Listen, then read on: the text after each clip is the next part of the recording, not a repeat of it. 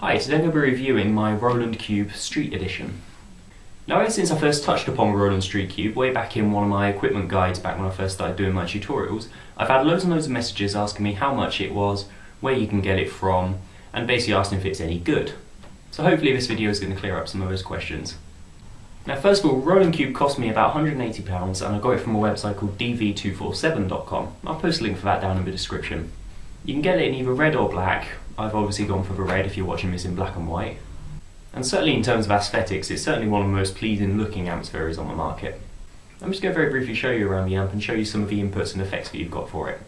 Now there are actually three inputs for a Roland Street Cube. You've got your XLR input here, which is more commonly used for your microphones. You've got a 1/4 inch jack here, which is more commonly used for instruments, but you can use it for microphones as well. And you've got an input here for MP3 players or computers, for example. Now the XLR input is quite limited for its effects. You've got delay and reverb, which is with this dial. You've also got bass and treble for the equalizer here and then the volume, and that's all you've got for the XLR. For the jack input, or for the instrumental input, you've got a lot more. You've got bass, mid and treble for the equalizer, and for effects you've got tremolo, phaser, flanger and chorus. You've also got delay and reverb as well. You can also adjust the volume and the gain, and there are a few settings as well depending on what you're actually using, like what instrument you're using. Now there are no effects or volume control for the input for MP3 players or for computers, etc., the 1/8 inch jack input, and this is actually really problematic because it means if you want to listen to music through the cube, you need to turn the volume right down on whatever device you're using, otherwise it is pretty much deafening. And the cube itself has a very nice slanted cabinet design. Now the amp itself is also very lightweight, clocking in at just over 5 kilograms, which makes it perfect for carrying around when you're out and about going for a jam or even busking. Now the effects on the back are completely independent, so you could have a different setup for your microphone channel than for your instrument channel, for example. While the effects on them aren't exactly overwhelming, they're not the most varied, they're not particularly powerful what they do have, nevertheless they are a nice little addition and they can be used to add a little bit of clarity to some of your sounds, particularly if you are somebody who likes using reverb a lot. Now I'm just going to do a quick bit of beatboxing for it, just so you can get an idea of how it sounds. And just as an FYI, I normally have my bass up to about 3/4 and the treble up to about 1/4. While I normally use a little reverb, I'm not going to for this demonstration.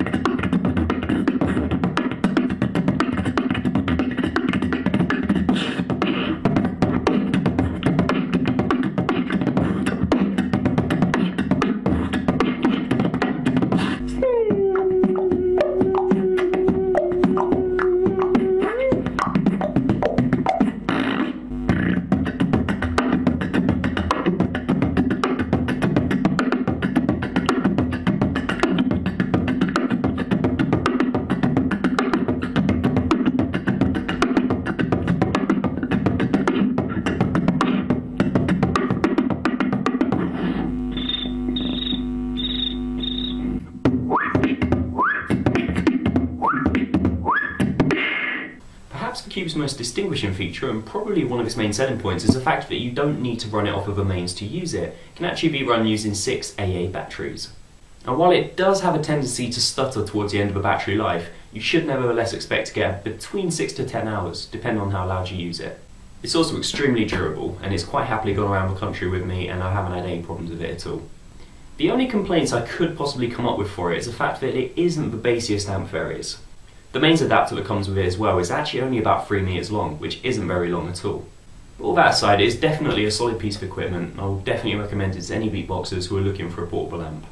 Anyway, that's all for this video. I hope this has helped you in deciding whether you want to buy the Cube or not. Like I say, this is my first product review, so leave any comments down below saying what you thought of it, and we'll see what else I can come up with. Peace out.